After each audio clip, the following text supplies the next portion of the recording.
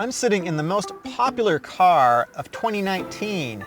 This is the 2020 Toyota Camry, and this is the most popular trim package, which is the SE. So I'm sitting in literally the most popular car of 2019 with the most popular trim package, so this is something that you're likely to find at a dealer. We're gonna take a quick look at this SE package. We're gonna look at the interior, the technology, see what it's got, and then we're gonna go for a drive, see how it rides and handles, and see if we can figure out why this is the most popular car of 2019 and probably going to be the most popular car of 2020 as well. The driver's seat is 8-way adjustable, including lumbar support. It doesn't go up and down, but it goes in and out. Inside the doors, you can fit drinks. They're a pretty big space inside each door. There is a very large bin in between the driver and the passenger seat that opens up. You can fit a lot of stuff in there. And what's nice about this bin is there are 2 USB charging points. In fact, there are 2 amp charging points, which is very nice. Also, ahead of the shifter, you've got a 12-volt outlet, a cigarette lighter type outlet. And there's another USB port too. So there's basically 3 points you can charge your phone directly. I really like that. That's nice to see. There's pretty good space in here for 2 adults up front. It says you can seat 5. That's not going to be too comfortable, but I can sit behind myself in the back seat, and there's pretty decent headroom. And my knees have plenty of space too, so for a slightly smaller person like myself, I'm 5'9", there's no problem at all. You get the 4.2-inch screen. Although it's touchscreen, it's not very colorful. Also, the climate control is automatic, but it's single zone, although I don't think too many people care one way or the other about that. Part of the SE trim package is this Softex seat material. These sort of are a leather imitation. They've got Softex around the parts, which are going to be the most high wear. In the center, you've got sort of a fabric type thing. It feels like it's fairly tough. I think it's going to be pretty durable over time. One thing that Toyota is including in every single one of their cars from 2020 is Toyota Safety Sense. It's a set of safety features which I think are pretty advanced compared to what was available just in the recent past. It has a pre-collision system with pedestrian detection, which is kind of interesting. I haven't tried that out. It has a lane departure function, also with steering assist or lane keeping assist, I believe they call it. It also has something that used to be only available in high-end vehicles, and that is dynamic radar cruise control.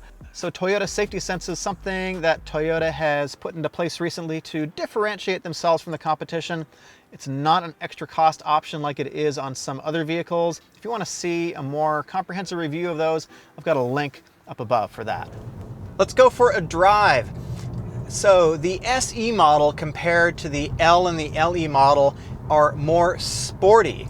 And this has definitely a little bit more of a sporty feel than the LE that I drove a while ago. And a lot of that sort of boils down to the suspension and the ride quality. And we're going to talk about that for a second. But first, I want to talk about the engine in this car. This is a 4-cylinder engine. It's a 2.5 liter. It makes 203 horsepower and 184 pound-feet of torque. That doesn't mean a lot to a lot of people, but in practical terms, it's a very smooth engine and it gets really good gas mileage. This car in the city gets about 28 miles per gallon and it's rated at about 30 on the highway. So that's pretty good. And significantly, there is no turbocharger on this car. And that means that Toyota is really trying to make this an engine that's going to go a long time. It's going to be less complicated. It's hopefully not going to need a turbo replacement like some other cars that might be competing with it. So they're really pushing for reliability because that is part of the whole Toyota ethos and part of their reputation. So the engine is actually fairly responsive. So I'm going to nail it right now.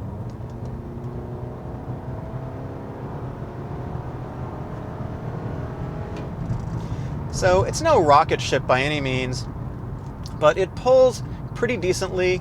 And this engine actually does like to rev in the lower gears. The maximum power is available at 6,600 RPM. So it revs up pretty good and it sounds pretty nice. So back to the ride quality here. This is where I think this car actually really shines. If you are an enthusiast like myself and you're looking for a second car, this is not too bad. this is actually fairly pleasing. I don't like the ride so much in the LE. It is a little bit too soft, but to me this has really, really excellent motion control and really good damping of the shocks. And what I mean by that is it's not a hard ride. It doesn't beat you up by any stretch of the imagination. It still has a really nice bit of sort of cushiness to it, but it doesn't go crashing over bumps, but it still has a firmness to it, which I really appreciate. The steering in the SE is also more sporting than it is in the LE. This has a quicker steering ratio. This is 2.7 turns lock to lock, and is dialed in for a little bit more feel. So the SE overall is more sporty than the L and the LE. The cabin, this is actually a pretty quiet cabin. This is, you know, compared to like what you would buy about 15 years ago, this is basically luxury car levels of cabin quietness. This is a very quiet cabin, and it's pretty comfortable too. I think the glass is pretty thick on here. They've got a lot of sound deadening underneath. They really, when they're building these cars, they really take a lot of time to sort of seal all of the joints with sound deadening material, and that really makes a difference. Right now at idle right here, super quiet in the cabin. So there is a lot of space up front for two adults without any issue at all. Very comfortable. There's a lot of good driving positions. The steering wheel is fully adjustable. It goes in and out and it goes up and down. You're going to find a pretty good driving position. It's leather trimmed in the SE model here. And the SE also has power seats, but only on the driver's side. So it's, you know, it's what you didn't buy that you sort of get with this SE trim. The seats are reasonably comfortable to me. I've got a lumbar support button, so you can kind of dial in the lumbar support. They're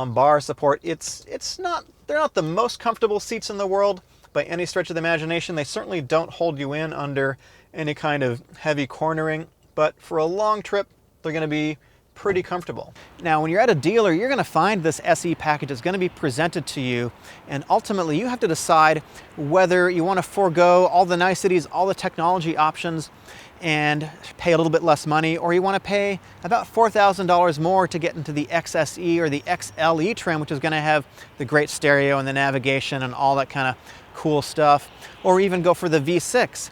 The V6 is not getting the same kind of gas mileage as this. It's really not that great. This is rated at about 29 in the city, 28 city, 39 highway. The Camry remains the top-selling car in the US, outselling the Honda Accord by a good margin. The fit and finish are top-notch, it drives well, and the ride quality is excellent. If you're looking for a mid-size car, the Camry should definitely be on your short list. Thanks for watching.